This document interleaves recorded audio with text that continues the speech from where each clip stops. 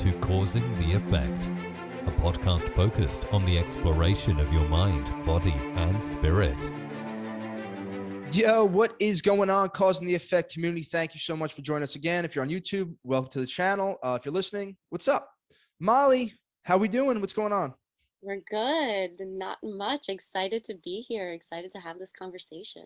It's always nice to have a fellow New Yorker. Molly Rasanen is from Long Island, so a little bit east of me, but all good. Molly's a coach. She has a podcast. Molly, where do you want to start? I think we should start with the journey because I think, the interesting part of it's similar to some people in healthcare who go through this process, right? You kind of want to help people and go through healthcare and then end up saying, this system is a little broken. Now, you were in the ER, is that correct? Yeah, I was an ER nurse, a trauma ER nurse for 4.5 years. Okay, so let's start before you even got there. What was like the goal? I'm sure it had something to do with helping people. Is that what you expected? And like, what did that look like? Yeah, so something I've realized through my journey is I decided to become a nurse in 2009. So that was right when we were in the middle of that big recession. Everybody that was graduating college was not getting jobs. So I was like, okay, what can I do that can help people, but that I'll also always have a steady income, steady job, won't have to worry about it. I was so worried about not having enough when I got out of college. So that's why I chose that path. But yeah, absolutely, to help people. I thought that I was getting into a profession where I was going to help people heal. Now, as far as, because I graduated, I think you were similar ages. I did accounting, CPA, because right after the recession, my mother said you have to be a doctor or an accountant. I was like, all right, I just want to do the least amount of years at school. How much did the cultural environment push that? How much did the parents push that? Or was it really like your decision? Yeah, so I'm super lucky. My parents never pushed anything on me, but I came from a household that was paycheck to paycheck.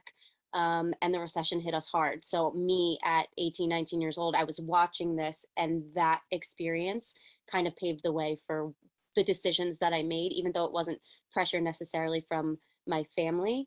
There was just a lot going on in society and in the world around me that really pushed me in that direction of making a choice out of fear rather than a choice out of what I truly wanted.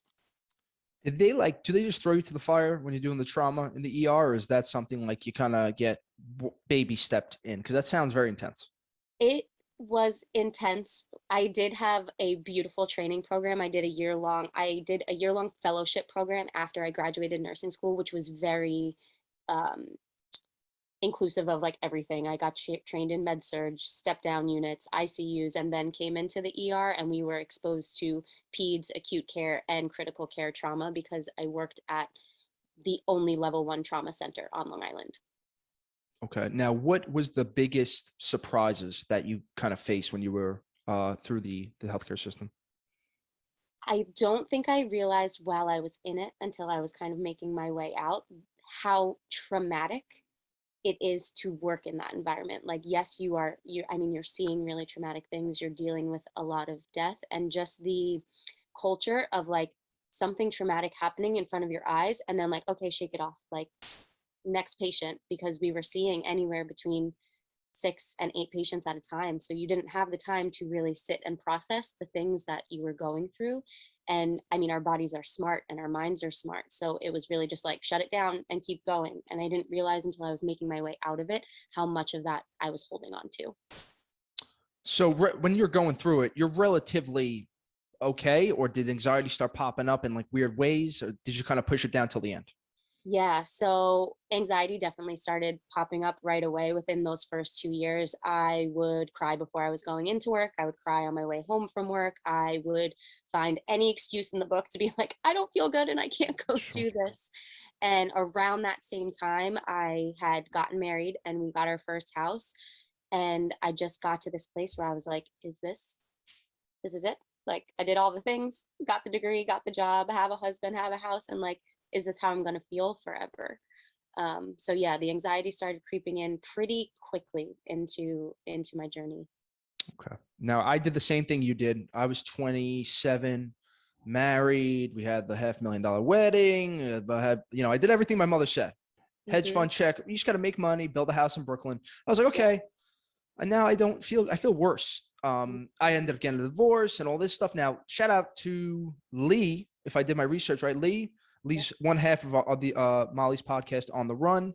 What was Lee doing during this situation? Because I find it very interesting. Both of you were both of you like similarly on the path, like on the same kind of levels, or was he a little bit farther ahead? Did he pull you into it? Like, what did that look like?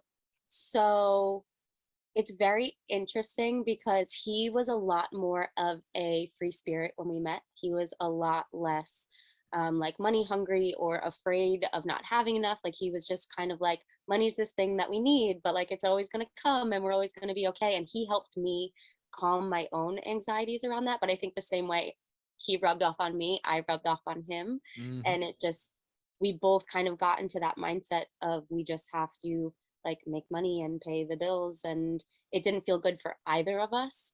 But as far as the awakening journey, it was definitely me that went first. But I always say that he like planted the seeds in me of the like, you got to relax, stop taking life so seriously. And then I took that and ran with it. How has your relationship with money changed? Whew. Oh, I just got chills.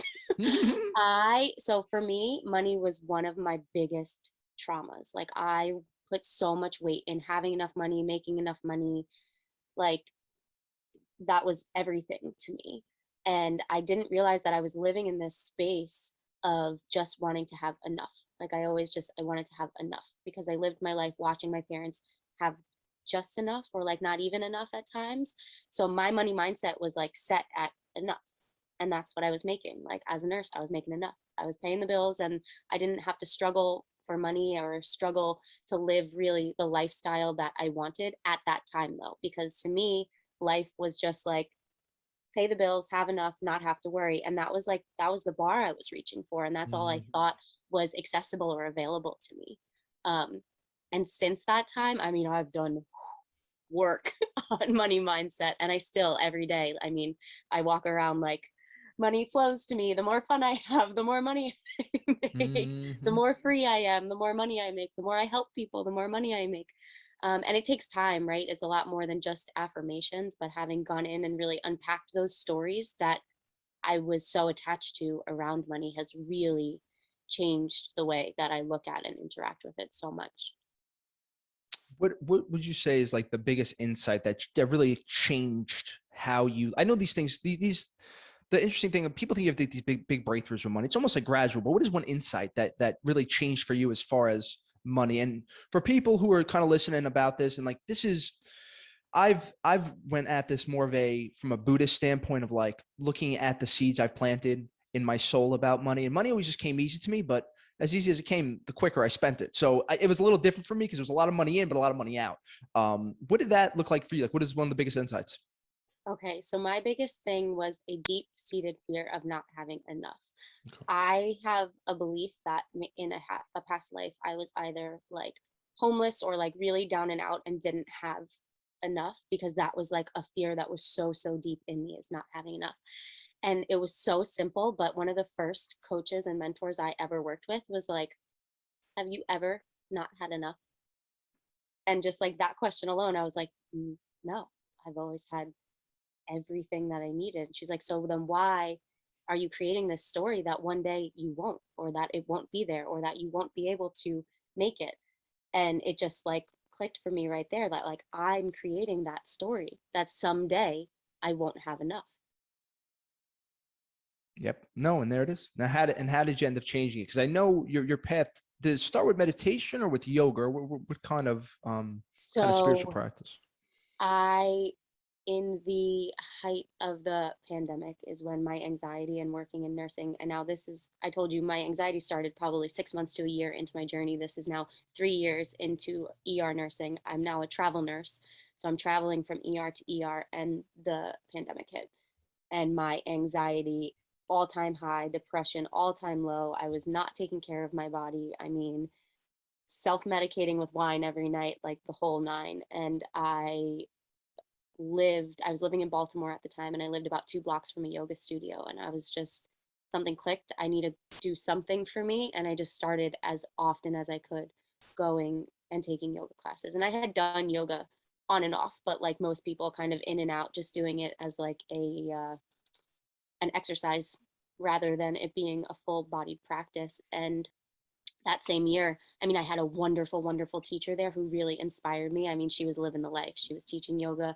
leading retreats, like really embodied yoga at its core instead of just yoga as a form of fitness. And from there, I went and took my yoga teacher training like 6 months later. And that just like unlocked the key. I had a teacher on that training say, like, you're opening Pandora's box and you're not going to be able to put all this back in there.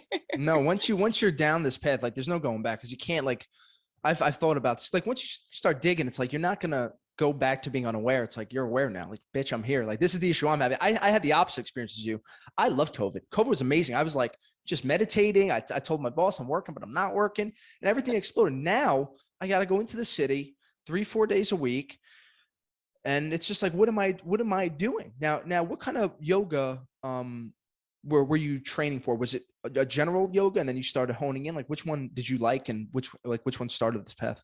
So I got really lucky too. My yoga teacher training was very, very sacred and special. There are so many yoga teacher trainings out there in the Western world that are very asana, which is the movement focus. And it's just like you just learn how to teach people the movement, and then like that's really it. But my yoga teacher was also getting a master's degree in philosophy at the time, and like really, again, embodied yoga as a whole practice and taught us so much about the spiritual side of it. So it was a vinyasa focused training as far as the movement, but we went into the depths of the history, the philosophy, the spirituality, learned all the way through the whole chakra system and the energy body. And I got really, really lucky. It was a 10 or 12-day immersive training where we lived on site in a beach house all together 24/7.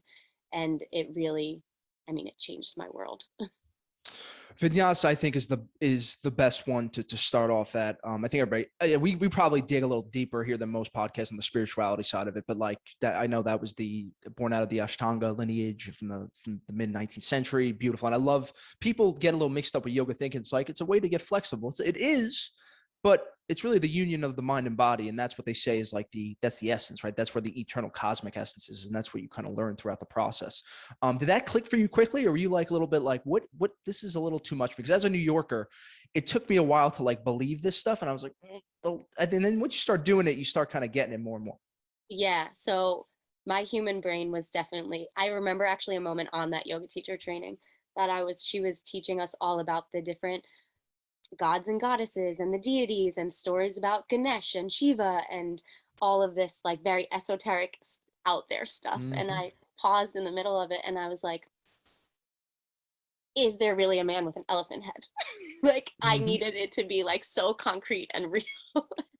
And she just like laughed at me and was like, I love teaching people from New York because we're so like need to know the facts. I need it to be in front of my face. I need it to be proven, like prove it to me before I'll believe it.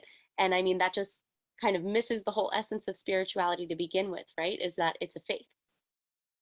Exactly. It's a faith. And the best insight that I've ever been given is like, take what resonates, leave what doesn't. If something doesn't feel real for you or right for you, you don't have to follow that.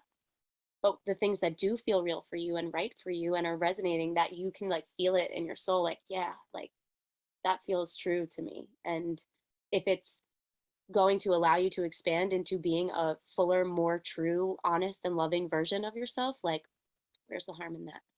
Exactly. And it started, I would say, you could like, I'm a kid from Brooklyn, right? I was smacking kids up when I was 17. I was like, I would not be the kid doing this. But when you start looking at it for the mystical purpose and like the story and the art of it, that's what really got me. Like now I have Shiva the Destroyer sitting on my bedroom. Like he's with me every night. It's my boy Shiva. And it's interesting how it takes that analytical mind to really turn it off for us New Yorkers, I think, because you're always just running and you're always doing and you're always going in and out of this craziness. Now, as far as that other side of the brain, the thinking side, how has that been for you growing up? And how is that the other side, that stillness and getting really in touch with that kind of quiet side? How has that been for you? And did that kind of come up post? I'm thinking during being a trauma nurse that the stillness wasn't quite there, but how did that look like post-COVID? Yeah. So, I mean, growing up, non-existent. I now I'm more into astrology and understand like I am a Gemini through and through. I am all brain all the time, like always up here Mhm. analyzing, and just I never knew how to shut it off. I never knew how to be still. I never knew how to be alone with myself because my brain was always going. I always wanted to be preoccupied with people, with social situations, with like being in a space where I could be distracted from myself because I didn't know how to be with myself. And since this yoga journey, and again, props to my husband because he loves being alone. So I had to learn that through our relationship, that we don't have to constantly be with one another, like on top of one another, socializing together 24/7. And I've grown to not just be able to accept alone time, but like love it and flourish in it. I mean, I sit for 2 hours a day in front of my altar, like reading, journaling, meditating, pulling cards. And that is my time where I'm like thriving now. And it's a practice. Like you don't just, so many people, and this is the biggest thing I run into with clients and people I'm teaching meditation to, are like, it's just not for me. My brain goes too much. I'm like, no, like your brain is going Mhm. so much because you need to sit and learn how to do that. Right. And I think there's something with the New York, Long Island thing of like just being around people all the time. Like, I don't know if you guys have a big family. It's like, who's coming over? Who's doing this? And now I take like every August, I go away on a trip by myself. I call it the Shaman Scott trip. Right. So people like, I want to come to Switzerland. I'm like, bitch, you're not invited to Switzerland because I got to see who I am. Now, Lee is a artist, or he's in the art world. Right. So he was, okay. So shout out to Lee again for the alone time, because this is the issue I have with these women nowadays. It's like, I like to have my alone time, but I want to see you too. And how is that adjusting for you? And like, I don't care. I can exit. It's my show. The texting side of it, like, how much were you guys texting? Was that like an issue for you? Because like the issue I'm having with these girls, I try to tell them like, I'm doing things and I just don't want to be on the phone. It just doesn't feel natural to me. And it's a weird thing to have this conversation and be that guy who's like, don't text me as much, or let's be kind of have our own way. Was this an issue for you? And how did you guys get through it? um it was not an issue for us, but I think I had just gotten out of a relationship where I was that girl, where I Mhm. needed to constantly be, I was realizing I needed to constantly be validated. I needed to constantly like, no, like, are you thinking about me? Did you stop thinking about me for a Mhm. second? Because if you did, I just want to make sure you're still thinking about me. And that's something that I think a lot of women deal with. I was just having this conversation with my mom this morning, just that perpetual need for women to seek validation from men. And it was a huge piece of my journey that I realized that I was doing that my entire life up until my relationship with my husband. And I think that part of that comes from when like two souls are kind of just meant to be together, that he had such a gentle, nourishing way to like, I never questioned it. Like, shout out to my Mhm. husband, just loved me in a way that I literally learned how to love myself through my relationship. And not everybody gets that lucky, right? Like there's a lot of codependency and a lot of like, I need you to feel wholeness that goes on when you don't work through those issues beforehand. But I always say like our relationship is a bit of a unicorn. His ability and desire to have alone time, but also hold me and love me the way that he did, showed me like you need to go down this path of learning to love yourself, or you're never, no matter who it is and how much they love you, going to feel whole from that. um, but I see that a lot in friendships. And I mean, like I said, I was that girl my teens and all of my 20s. I was like, why aren't you talking to me? I'm not trying to knock no women. They're probably listening. I'm gonna get in trouble, whatever. I think even for me, again, I'm like an all or nothing type person. So I went from being with people all the time and then being like we don't got to text and do this. So I think the balance is the answer to all of this. And I feel like the first step in anything we're trying to change is being aware. Like self-awareness comes in, like what works for me, what doesn't, like what could I be doing, whatever.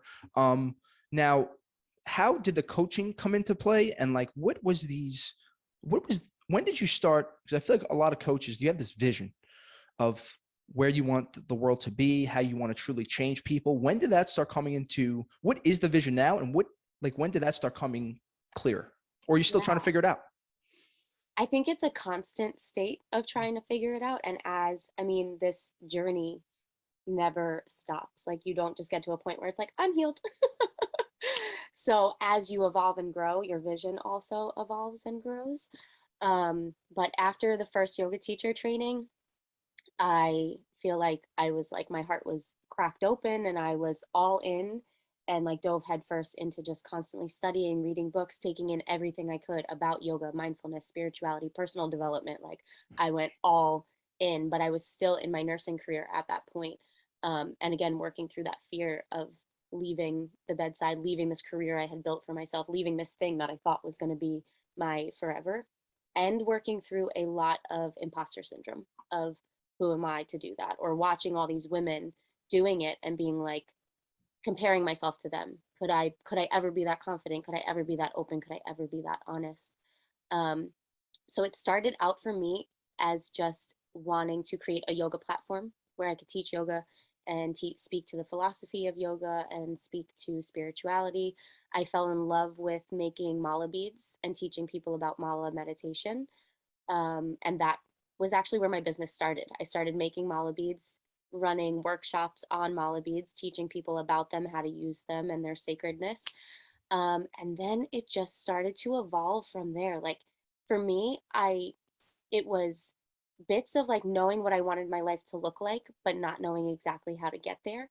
So I didn't really have this grand vision of exactly how I wanted to help people. I just knew that there was a way that I could more deeply help people than through emergency medicine. And especially because going to work every day, I was seeing humans from all walks of life just so deeply suffering and suffering from the inside out and then trying to fix the problem from the outside in, if that makes sense. Like coming to the ER and getting a band-aid for a panic attack. I mean, not a literal band-aid, but like a A medication for a pill. Yeah. panic attack, and not being given the resources of like why this is happening or how we can work through this or how you could move yourself from a space of being so attached to a diagnosis to then being able to one day release it.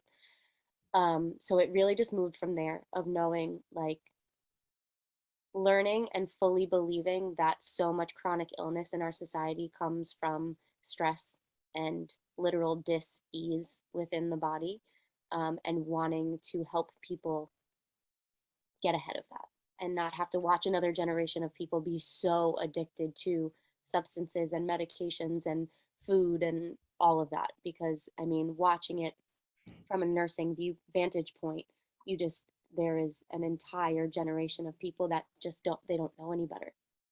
And I feel like we have this beautiful opportunity right now to like catch our generation and the generations after us to be more informed, to have the power to make the choices, to not end up in that space. I'm with you. And I think the interesting part of this whole thing is like you're evolving with as you go towards your goal, you evolve. So obviously your goal is going to change. Now, Mhm. the fear of going from normal job, stable, getting a paycheck to we're going to count the 180 mile beads and we're going to go through this process. How scary was that? Because this is like the emails I get from people, like I work at 9 to 5. I'm sure you probably deal with this with your clients. I work at 9 to 5. I do something boring. I want to do something. I want to whatever. Pick your poison. How did you get the mindset to go about doing it? What was the fears involved? Give people some answers, including myself, because I don't have the answer yet. I'm still trying to figure it out too. Yeah. Um, so that was a huge thing for me. I mean, so much fear, so much fear, so much uncertainty, especially as a travel nurse. Like I'll say it, I was making a lot of money Yeah, a you week guys make to great be a money. nurse, and that was making it like almost palpable to me. Yeah. But but realizing how many people do that, right? Like choose the job and stay in the job because of the connection to the money. A huge thing for me was watching other people do what I wanted to do and seeing their story and hearing their journey. A lot like having my own coaches, right? Joining programs where I was hearing women say, I was a teacher and I was making X amount of money per year and I was barely getting by, and resonating with their story of like, oh, you were me. You were me and you just took these steps and chose. So definitely a lot of inner work in containers and with coaches that I desired to kind of learn from and teach like, and dedication to the practice, like so much dedication to the practice, because it is all well and good to learn like, oh, you have the power to change your mind. you have the power to change your habits. You can change your mindset and alter the way you think and create this whole new life for yourself. And in the beginning, it sounds like, uh-huh, like, Mm-hmm. like, yeah, that all sounds well and good, but how, how? And the how is really just beginning, sitting in a practice, deciding for yourself. One of the biggest things I love to do with the women I work with now is like, let's create this vision for your life and like go all out. If there was no ceilings, no fears, nothing standing in your way, you could literally say, I want this, this, this, and this, and it would just appear for you. What would that look like? And that's such a cool place to start, because it's not like, how am I ever going to make this work? And a lot of people have to work through that even to let their imagination run Yep. wild. But creating a vision, and then why not me? Right? Other people do it every single day. So why can't I? Why can't I take the steps forward? And also moving from a space, so much of that fear comes from like, here I am at A and I want to get to Z, and trying to figure out like, how am I going to do that? When really it's just like, okay, you're at A, you want to get to Z, what's B? Exactly. That's what I've realized doing this, is this question always comes up with people, and it's like everybody's journey is different. So everyone wants to know like, what's the B, C, D, E, and the truth is like every person's answer is going to be different because you're going to a different point. But like having the courage. So I think people listening, we know what to do now. You have to calm your mind down. I think you have to get the vision clear where you want to go, because then you don't have an aim, and then if you want to go Tony Robbins and the person, you have to take massive action. Just set B, C, D and make it simple. And that should do it. Now for you, what would you say was that B, C, D, and like this belief? Because I could tell you now you have more confidence in it. You know this is the right path. Was this always there? Was it a fake it till you make it? Did you have to, like, what kind of mind work did you do outside of the meditation? I dabbled with Joe Dispenza. I dabbled with more new age stuff. Did you do any of that kind of work? Yeah, I've definitely listened to a lot of Joe Dispenza, and it was almost just like confirming for me Mm-hmm. what I already came to feel and know for myself. Oh, cool. Um, but I do a lot of journaling, a lot Sure. of like, okay, so here's this fear now. We'll go into like, I want to quit my job, right? Here's this fear. Let me write down everything that I'm afraid of. I'm afraid of not having enough money. I'm afraid of not being successful. I'm afraid of everything falling apart and failing, right? And then I would also look at like, but what am I afraid of if I stay where I'm at right now? I'm afraid of living a full life of being unfulfilled and miserable. I'm afraid of never reaching my full potential. I'm afraid of never getting to experience life the way that I truly want to experience it, right?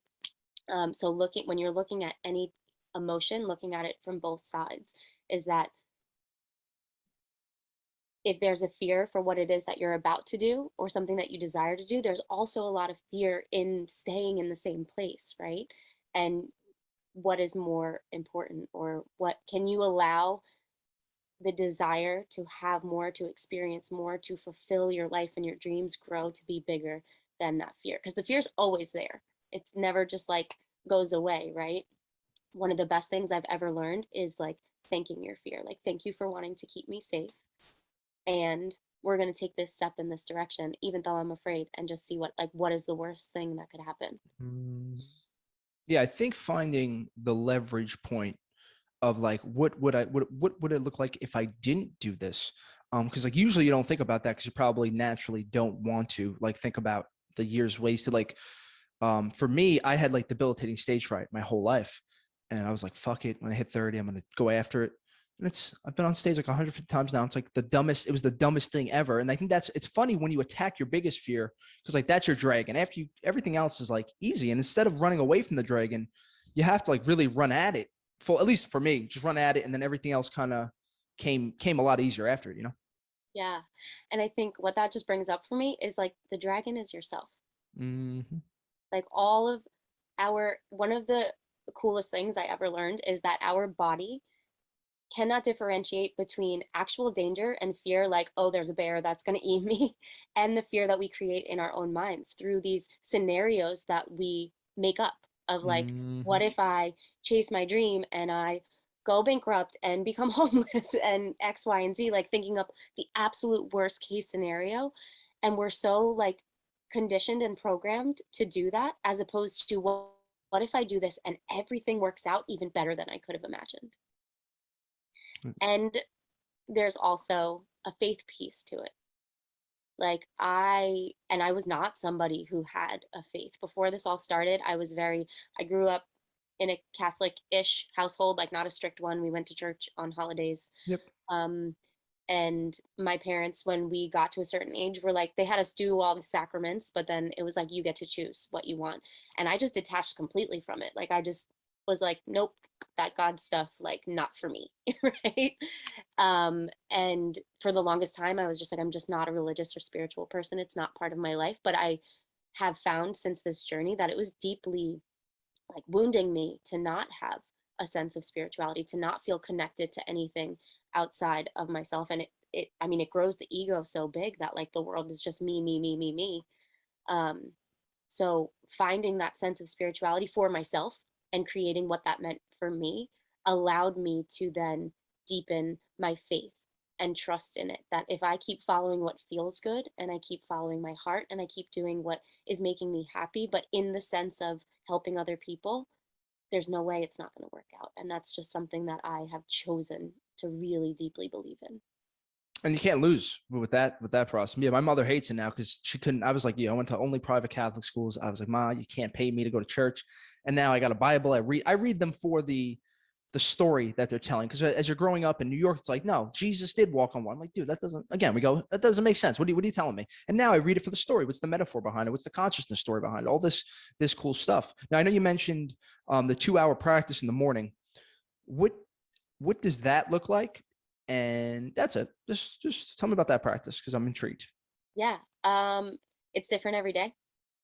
I definitely normally start with I have an altar space and I sit down in front of it, light some candles, burn some sage, like get myself into the moment. It always starts out with at least 15 to 30 minutes of meditation, just sinking into my breathing. Where is my headspace at? Is there anything coming through for me right now? I do a lot of journaling. I always start with really gratitude journaling, and not just gratitude journaling in like, I'm thankful for coffee, my bed, and the sun, but like really bringing gratitude into my body and feeling gratitude and creating that emotion first thing in the morning. And then it'll be any number of things. I mean, I like to pull cards. I like to read from the Yoga Sutras. I'll incorporate some yoga movement into my practice. I mean, sometimes it ends in a half an hour of me just dancing. It's Mm-hmm. just 2 hours. And it's not always 2 hours, but it's grown to be about, like, I like to leave 2 hours of time, just to give myself space to do what I need to do to get myself into the energetic vibration that I want to feel in the day, instead of waking up, rolling over, looking at the phone, and letting everybody else like tell me how I'm going to feel. Yep. I think that was the biggest move for me, was just not going on the phone for the first hour and just making it my day. Get your meditation in, I do a lot of breath work. I think that's the other fun part of this. People want to know, like, how do I get to that? You have to try everything. You have to do the work yourself and see, because if you're somebody who's more of like an athlete, maybe you want to do some like heavier yoga or stuff. For me, I'm a thing. I just want to stop moving. So sitting on my meditation pillow and just sitting there for an hour, I can't not go without it every day. It's just, it's a beautiful thing. Yeah. Molly, thank you so much for joining me. Thank you so much for your story. Everybody check out On the Run podcast. We'll link it below. Shout out to Lee again. Anything else coming up you want to talk about, Molly? No, I think that's it. I mean, really, just to anybody who is listening that is interested, or you feel that pull from your soul of like, I want more and I want to experience more, and life can be more than this right now, right? Like, those are the people that I love chatting to, working with, like aligning with. So if you feel that call, it's for a reason, and just allow yourself to explore it, because there's really nothing to lose. Absolutely. And you could check out Molly on the Instagram below. We'll put that in the notes. And that's it. If you're watching on YouTube, thank you so much. Review, subscribe, all that nonsense that they tell you to do, Molly. I don't like saying that. If you're listening, just tell one of your friends about it. That's it. Cause and effect. Thank you guys so much. Thank you for the growth this year. I always appreciate it. That's it. As always, stay safe, stay positive, stay blessed. We'll talk to you later. Bye-bye. Welcome to Cause